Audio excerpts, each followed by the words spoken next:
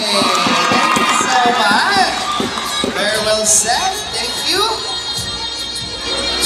Next is candidate number 4. Our crowd's favorite. Uy, ang liit ng mukha niya, mama, no? Dito ka kay Kuya Mel. Ang liit-liit naman ang mukha niya. Parang isang, sa atin kasi mga dalawang dangkal. Sa bata ka ating lang. Bakit ka nagtalikod? What's your name? Winnie Care po. Cute-cute niya. Pwede bang i-wait to? Nayakin na lang. Ilang taon na si Queenie Care? 7 years old po.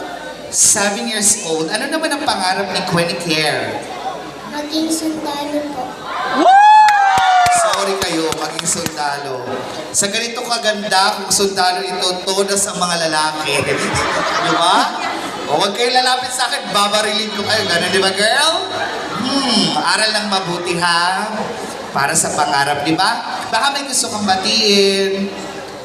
Salamat po aking mga magulang. Dahil po sa inyo, nakasali pa ako sa patimpalak na ito.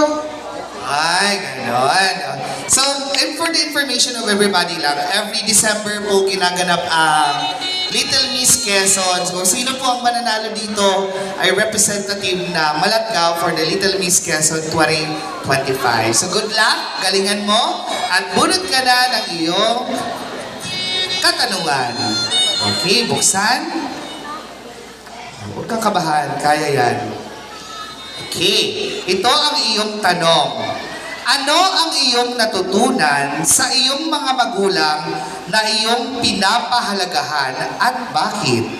Ano, wait lang baby, ang iyong natutunan sa iyong magulang na iyong pinapahalagahan at bakit?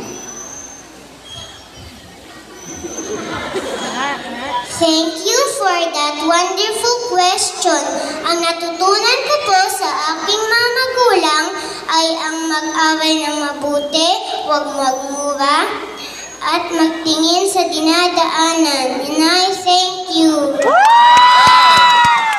Dahil pag may matumit na daan, pag tumitingin sa daanan ay hindi tayo madadapa. Ganon.